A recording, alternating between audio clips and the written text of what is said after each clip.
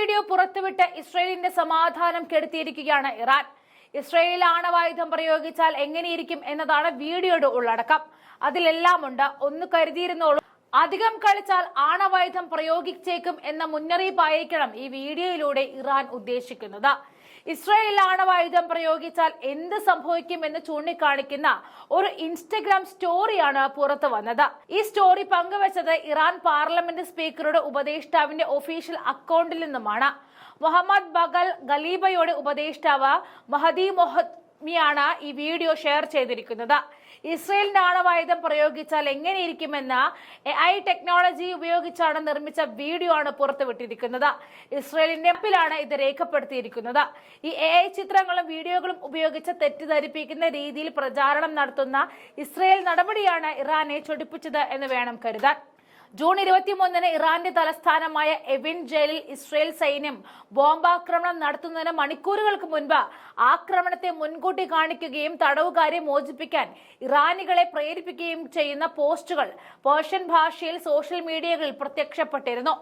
ബോംബുകൾ പൊട്ടി നിമിഷങ്ങൾക്കുള്ളിൽ ഈ ജയിലിന്റെ പ്രവേശന കവാടത്തിൽ സ്ഫോടനം നടന്നതായി അവകാശപ്പെടുന്ന വീഡിയോയും പ്രചരിപ്പിച്ചിരുന്നു.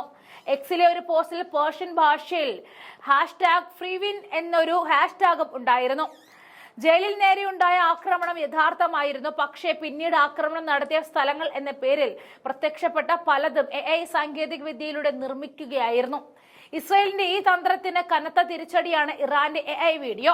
സൈക്കോളജിക്കൽ ഓപ്പറേഷൻസ് അഥവാ സയോപിക്സ് എന്ന് വിളിക്കപ്പെടുന്ന ഈ ഇൻഫോർമേഷൻ വാർഫെയറിന് യുദ്ധത്തോളം തന്നെ പഴക്കമുണ്ട്. ടെഹ്റാൻ സർക്കാരിലുള്ള വിശ്വാസം ഇല്ലാതാക്കുവാനുള്ള ഗൂഢാലോചനയുടെ ഭാഗമായി ഇസ്രയേൽ തുടങ്ങിവെച്ച ഡിജിറ്റൽ യുദ്ധം ഇപ്പോൾ ഇസ്രയേലിന് തന്നെ തിരിച്ചടിയായിരിക്കുകയാണ്. ഇറാൻ ഒരു വീഡിയോ മാത്രമേ പുറത്തുവിട്ടുള്ളൂ എങ്കിൽ പോലും ഇസ്രയേലിനെ പേടിപ്പിക്കാൻ അത് തന്നെ ധാരാളമായിരുന്നു. വീഡിയോ മഹദി മുഹമ്മദി ഉടൻ പിൻവലിച്ചുവെങ്കിലും ലണ്ടൻ ആസ്ഥാനമായി പ്രവർത്തിക്കുന്ന ഇറാൻ ഇന്റർനാഷണൽ വീണ്ടും പുറത്തുവിടുകയായിരുന്നു. തൊട്ടു പിന്നാലെ വിശദീകരണവുമായി മഹദി തന്നെ രംഗത്ത് വന്നിരുന്നു.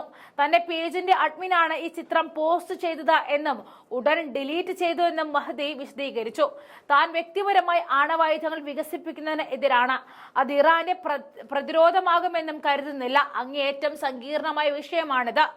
ഇസ്രയേലിന് കനത്ത പ്രഹരം ഏൽപ്പിച്ചത് ആണവായുധം കൈവശം വെച്ചിട്ടല്ല എന്നും യുക്രൈൻ റഷ്യയുമായി പിടിച്ചു നിൽക്കുന്നതും ആണവായുധമുള്ളത് കൊണ്ടല്ല എന്നും അദ്ദേഹം പറയുകയാണ്. ആണവായുധങ്ങളുടെ സൈനിക ഉപയോഗം മിക്ക രാജ്യങ്ങളും കരുതുന്നതിലും പരിമിതമാണെന്നും മഹദി കൂട്ടിച്ചേർത്തു. കഴിഞ്ഞ ദിവസമായിരുന്നു ഫോർഡോ, നദാൻസ്, ഇസ്ഫഹാൻ എന്നിവിടങ്ങളിലെ പ്രധാന ഇറാനിയൻ ആണവ കേന്ദ്രങ്ങളെ ലക്ഷ്യമിട്ട് അമേരിക്ക വ്യോമ ആക്രമണങ്ങൾ നടത്തിയത്. ഇസ്രയേൽ ഇറാനെതിരെ ആക്രമണങ്ങൾ ആരംഭിച്ച ഏതാനും ദിവസങ്ങൾക്കുള്ളിലായിരുന്നു ബങ്കർ ബസ്റ്റ് ബോംബുകൾ ഉപയോഗിച്ച് അമേരിക്ക ആക്രമണം നടത്തിയത്. ഖത്തറിലെ അമേരിക്കൻ വ്യോമതാവളത്തിൽ മിസൈലുകൾ വർഷിച്ചുകൊണ്ടാണ് അമേരിക്കൻ ആക്രമണങ്ങൾക്ക് ഇറാന് മറുപടി നൽകിയത്. ഇനി ഇറാനെതിരെയുള്ള ആക്രമണം തങ്ങൾക്ക് വൻ തിരിച്ചടിയായേക്കുമെന്നും അമേരിക്ക ഒന്നാമത് എന്ന തന്റെ നയത്തിന് കോട്ടം തട്ടിയേക്കുമെന്നും ട്രംപ് വല്ലാതെ ഭയപ്പെട്ടു.